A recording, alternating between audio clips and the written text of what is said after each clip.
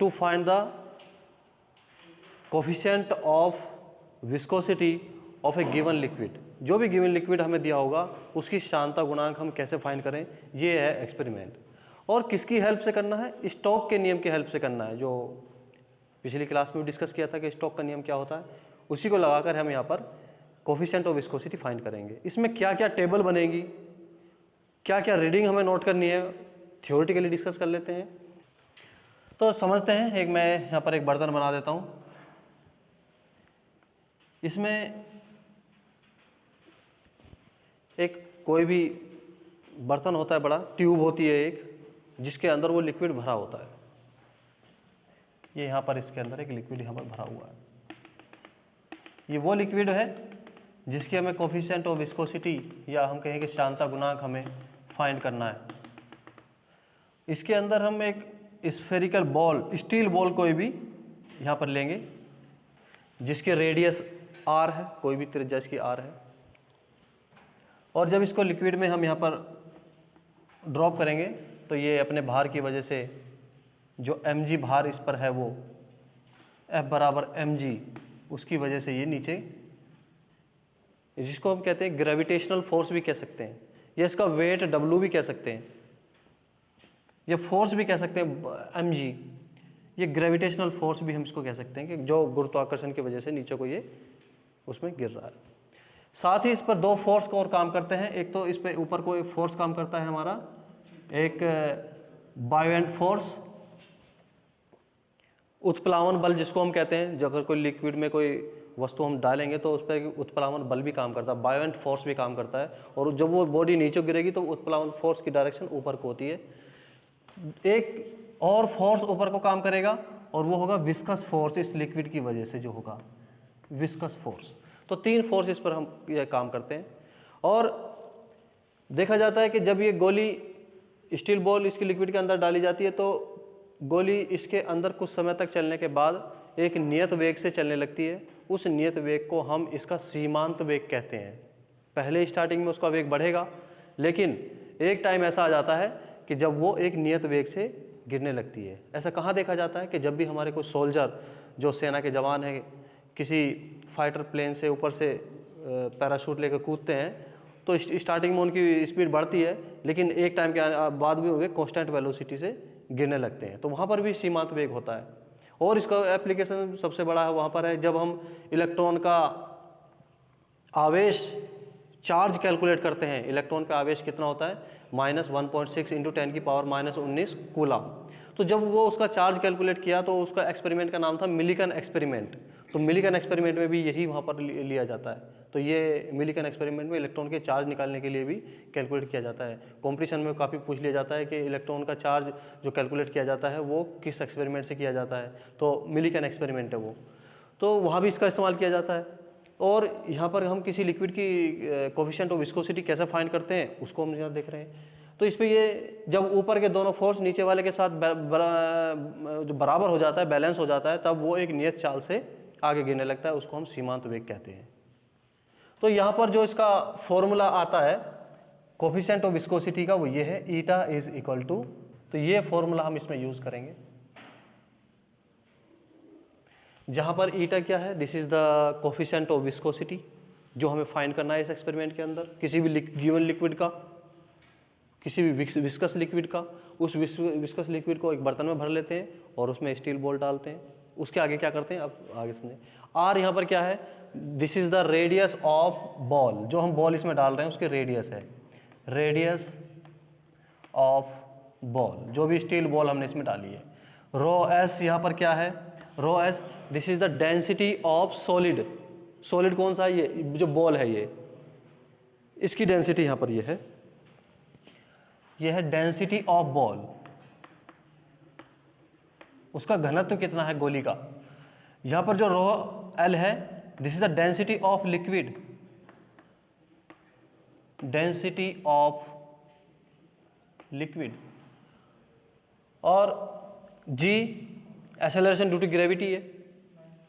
We यहाँ पर जो है वो टर्मिनल वेलोसिटी है, सीमांत वेग है, टर्मिनल वेलोसिटी, सीमांत वेग। और जी यहाँ पर ये है एक्सेलरेशन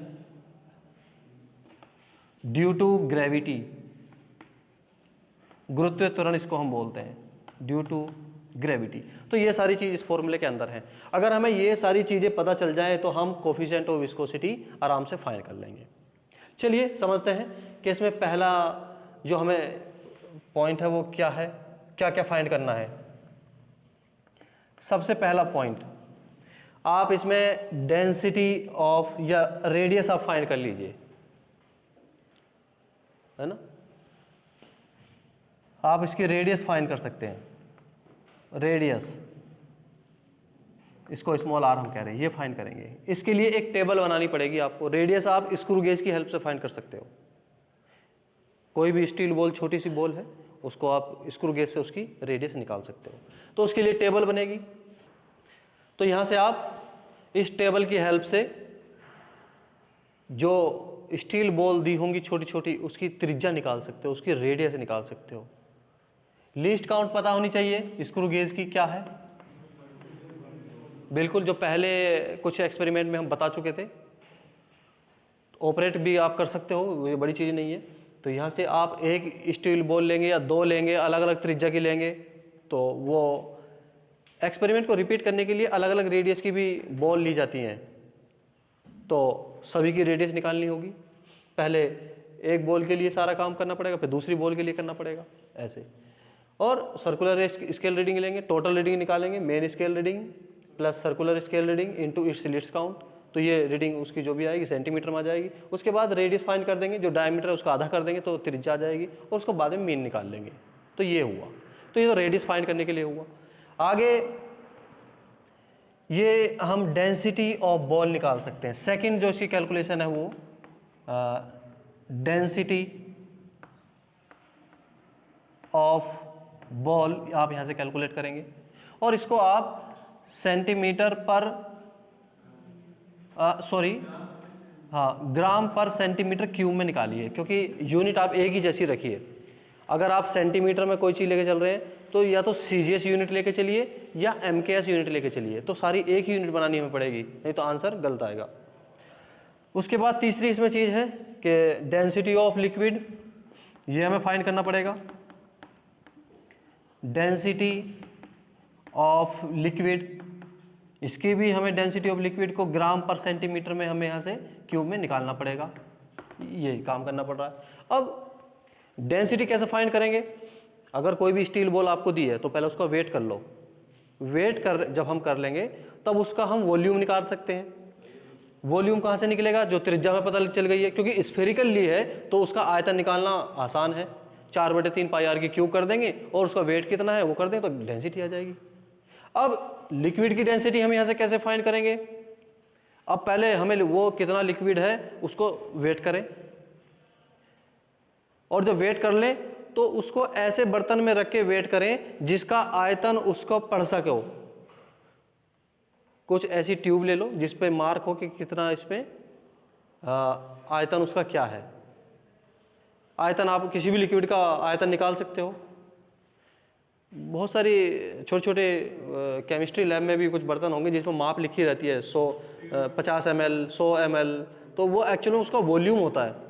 उस वॉल्यूम का वेट कर लीजिए और उसको डिवाइड कर दीजिए तो लिक्विड की भी डेंसिटी फाइंड हो सकती है। तो ये भी काम यहाँ से किया जा सकता है।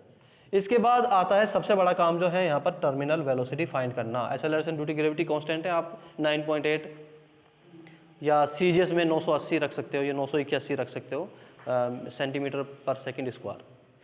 सबसे बड़ा इसमें काम जो है वो है टर्मिनल वेलोसिटी फाइंड करना। और टर्मिनल वेलोसिटी कैसे फाइंड करेंगे? उसकी डेफिनेशन से आप फाइंड करेंगे। डेफिनेशन क्या कहती है कि जब किसी गोली को लिक्विड में डाला जाता है तो एक समय स्टार्टिंग में तो उसकी वेग बढ़ता चला जाता है, लेकिन एक समय ऐसा आता है कि जब वो नियत वेग से आगे गिरने लगती है, उस वेग को हम टर्मिनल वेलोसिटी या सीमांत वेग कहते हैं। तो ऐसे उसमें क्या करना पड़ेगा? जो भी आपको कोई इतनी लंबी ट्यूब दी होगी उसमें जब गोली आप डालोगे तो स्टार्टिंग में तो उसको कुछ चलने दो, लेकिन कुछ टाइम बाद एक उस ट्यूब में 2 मार्क बना लीजिए कि जब गोली यहाँ से पास होगी और यहाँ तक पहुँचेगी उस टाइम को नोट कर लीजिए, और ये डिस्टेंस भी नोट कर लीजिए कि कितनी डिस्टेंस वो चली, कितना वहाँ से समय लिया। तो डिस्टेंस अपॉन टाइम सीमांत वेग वहाँ से आप फाइंड कर सकते हैं। तो यही सीमांत वेग आप दूसरी गोली के लिए भी कर सकते हैं जिसकी रेडियस अलग हो, फिर से उसको डालिए, या इस एक्सपेरिमेंट को 2-3 बार रिपीट करिए कि यहाँ से यहाँ तक जाने में वो कितना समय लगा, और इसकी डिस्टेंस को आप नाप लेंगे स्केल से, ये कितने सेंटीमीटर है, कितना समय लगा, तो वहाँ से उसकी सीमांत वेग भी फाइंड किया जा सकता है। तो अब जो सीमांत वेग के लिए टेबल इसमें बनेगी उसको देख लेते हैं, जो टर्मिनल वेलोसिटी के लिए यहाँ पर होगी।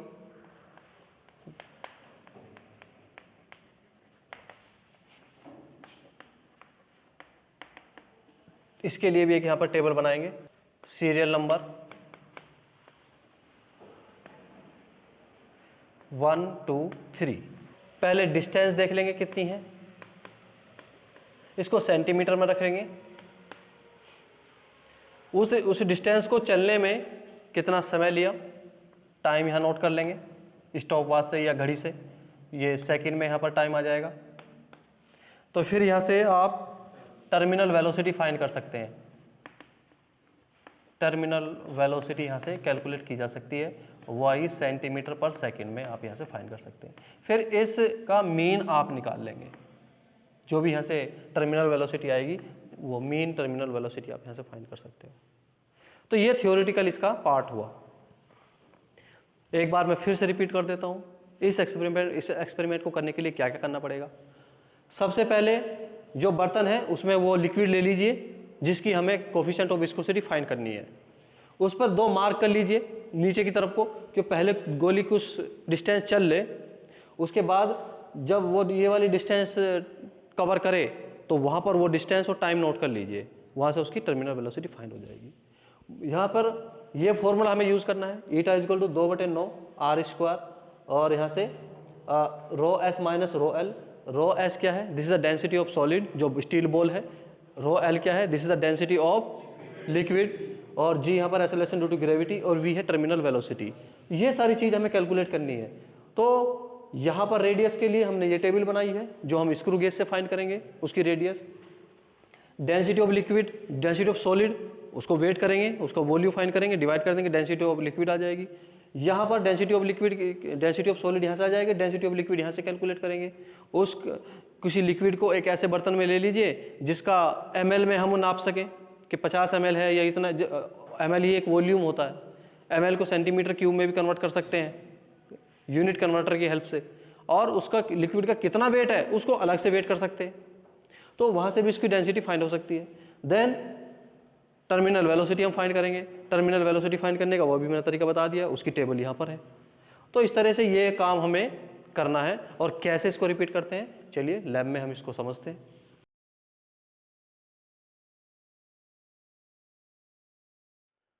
तो ये हमारा apparatus है और इसका प्रैक्टिकल डेमोन्स्ट्रेशन आज समझते हैं। सब लोग ध्यान से समझें। आप समझ लिया तो आपको रीडिंग लेने में कोई प्रॉब्लम नहीं आएगी। एक एक चीज़ में इसकी स्टेप बाय स्टेप बताऊंगा। तो ये एक प्रैक्टिकल जो apparatus है वो यहाँ तैयार किया गया। तो ये एक ट्यूब हमने यहाँ पर ली है, और इस ट्यूब के अंदर ग्लिसरीन सॉल्यूशन यहाँ पर लिया हुआ है। ये विस्कस लिक्विड कहलाता है, और ट्रांसपेरेंट लिक्विड भी है, ताकि हम इसमें कोई बॉल डालेंगे तो वो हमें यहाँ से जाती हुई दिखाई देगी। इसमें क्या क्या और apparatus की ज़रूरत पड़ेगी, एक तो हमें सबसे पहले ज़रूरत पड़ेगी स्क्रू गेज की। स्क्रू गेज इसमें क्यों ज़रूरी है, क्योंकि यहाँ पर जो हमें स्टील बॉल्स इसमें इस्तेमाल करनी है, ये वाली स्टील बॉल, ये वाली, उसकी रेडियस हमें यहाँ पर फाइंड करनी है। वो किससे करेंगे, स्क्रू गेज की हेल्प से करेंगे। ऐसे ही अलग अलग रेडियस की ये 2 स्टील बॉल, एक बहुत छोटी स्टील बॉल है, ये भी इसमें भी यूज़ करेंगे, इसकी भी रेडियस फाइंड करेंगे, और इसकी वजह से भी सारी रीडिंग नोट करेंगे। और दोनों जो इसमें स्टील बॉल ये हैं, दोनों की वजह से हम यहाँ पर उनकी रीडिंग नोट करेंगे, और दोनों की ही रेडियस स्क्रू गेज की हेल्प से फाइंड करेंगे, और उनकी साथ में डेंसिटी भी फाइंड करेंगे, जैसा कि फॉर्मूले में दिया हुआ था। तो स्टील बॉल की डेंसिटी फाइंड करेंगे, और इसकी रेडियस भी हम फाइंड करेंगे, किससे, स्क्रू गेज की हेल्प से। तो स्क्रू गेज कैसे चलाया जाता है, इसकी लीस्ट काउंट क्या होती है, मेन स्केल कहाँ होता है, सर्कुलर स्केल कहाँ होता है, वो मैं पिछली वीडियो में बता चुका हूँ। किसी ने नहीं देखी है तो फिर से वहाँ जाकर स्क्रू गेज को चलाना सीख सकते हो। तो उससे हम इसकी रेडियस फाइंड करेंगे। और एक यहाँ पर हम इस्तेमाल करेंगे मैग्नेट। मैग्नेट का क्या यहाँ पर रोल है कि जब हम अपनी बॉल को इसके अंदर डालेंगे तो वह नीचे आ जाएगी, उसको बाहर भी तो निकालना है, तो बाहर निकालने के लिए हमारी ये मैग्नेट काम करेगी। साइड में थोड़ा सा रखेंगे और धीरे धीरे धीरे धीरे उसको खिसका के ऊपर यहाँ तक ले आके बाहर निकाल लेंगे। अब इसकी टर्मिनल वेलोसिटी हमें फाइंड करनी है यहाँ पर। तो टर्मिनल वेलोसिटी के लिए क्या करेंगे कि यहाँ पर कहीं 2 पॉइंट मान लेंगे और स्केल से, जो स्केल हमारा यहाँ पर दिया हुआ है वो 10 सेंटीमीटर का या आप इस तरह की कोई या 15 सेंटीमीटर का आप यहाँ पर एक मार्क कर लेंगे कि जब वो गोली यहाँ से यहाँ तक की डिस्टेंस ट्रेवल करेगी, क्योंकि कुछ समय तक तो उसकी वेलोसिटी बढ़ेगी, लेकिन एक समय के बाद हम ये मान लेते हैं कि वो नियत वेग से आगे चलेगी, तो वो पॉइंट हम नीचे मान लेते हैं ताकि कुछ डिस्टेंस वो ट्रेवल कर ले और जब नीचे आए तो वो सीमांत वेग से ही गिरे। तो वो सीमांत वेग कैसे करेंगे, पहले वो देखेंगे कि यहाँ पर 2 मार्क आप बना लीजिए, उसकी जो डिस्टेंस है वो नोट कर लीजिए कि इसके बीच की डिस्टेंस कितनी है। स्टॉप वॉच की हेल्प से आप इस डिस्टेंस को उस गोली ने कवर करने में कितना समय लिया वो फाइंड कर सकते हैं। तो वो वहाँ से फिर आप समय और डिस्टेंस आपको पता होगी तो उसकी टर्मिनल वेलोसिटी आप फाइंड कर लेंगे। तो क्या क्या इसमें चीज़ें निकालनी है, सबसे पहले हमें लिक्विड का डेंसिटी हमें निकालनी है और जो स्टील बॉल है उसकी डेंसिटी निकालनी है, टर्मिनल वेलोसिटी निकालनी है और जो गोली की रेडियस है वो फाइंड करनी है। तो रेडियस हम किससे फाइंड करेंगे, स्क्रू गेज से फाइंड करेंगे। डेंसिटी ऑफ सॉलिड आप निकाल सकते हो, उसका वेट कर लेंगे, उसका वॉल्यूम फाइंड कर लेंगे, वहाँ से उसका डेंसिटी ऑफ सॉलिड निकाल सकते हैं। लिक्विड को भी किसी ऐसे बर्तन में भर लीजिए जिसका हमें उसका वॉल्यूम पता चल जाए, उसका वेट कर लीजिए और डिवाइड करिए तो लिक्विड की डेंसिटी भी आप फाइंड कर सकते हैं। तो एक इसकी रीडिंग मैं आप लोगों को लेके दिखाता हूँ कि कैसे आप इसको लोगे। और यहाँ पर मैं मान लेता हूँ एक मार्क यहाँ पर लगे हुए भी होंगे, कहीं पुराने नहीं है तो फिर से आप उसको मार्कर की हेल्प से लगा सकते हो या यहाँ से इसको एक स्केल अटैच भी किया जा सकता है। तो जब कोई भी मैं छोटी बड़ी गोली यहाँ पर ले रहा हूँ और एक मोबाइल से स्टॉप वॉच आप ले सकते हो या स्टॉप वॉच अलग से भी कोई आती है तो वो भी ले सकते हो। तो जब इसमें आप ये गोली यहाँ पर डालेंगे तो देखेंगे कि ये इसके अंदर मोशन में आने शुरू हो जाएगी। और जब ये एक यहाँ से डिस्टेंस जो आपने यहाँ पर मार्क किया है, जैसे ये यहाँ पर पहुँचे उसको स्टॉप वॉच आप ऑन कर दीजिएगा। अब हमें लग रहा है कि ये कांस्टेंट वेलोसिटी से चल रही है, तो वो मार्क आप यहाँ भी कर सकते हो, यहाँ भी कर सकते हो, 2 डिस्टेंस बढ़ा भी सकते हो क्योंकि अब ये कांस्टेंट स्पीड से मोशन में है। तो वो पर्टिकुलर डिस्टेंस जब ट्रेवल करे तो वो डिस्टेंस और टाइम नोट कर लोगे। वो जब टाइम नोट हो जाएगा फिर आप उसकी टर्मिनल वेलोसिटी यहाँ से फाइंड कर सकते हो। तो इसे बाहर निकालने के लिए हमें मैग्नेट की ज़रूरत पड़ेगी और अगर ये एक से नहीं आती है तो 2 मैग्नेट की यहाँ पर ज़रूरत पड़ सकती है, ये वाली, ये, ताकि ये फिर से इसको हम बाहर आराम से इसको निकाल सकें।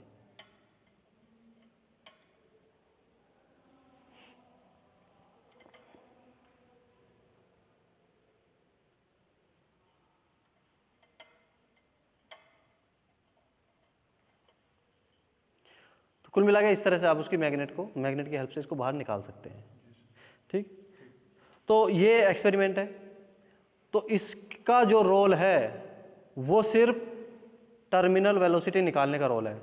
जैसी गोली आपने डाल कर कोई डिस्टेंस यहाँ पर फिक्स की, वो डिस्टेंस को निकाल के आप टाइम नोट करके वहाँ से टर्मिनल वेलोसिटी फाइंड करते हैं। फिर इसको एक तरफ रख दीजिए, बाकी काम आपका डेंसिटी निकालने का है, फॉर्मूला यूज़ है या स्क्रू गेज से उसकी रेडियस फाइंड करने का है।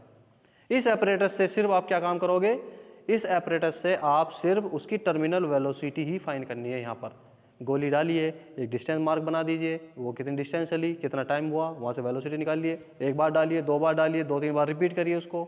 तो इस तरह से आप वो एक्सपेरिमेंट परफॉर्म कर सकते हैं।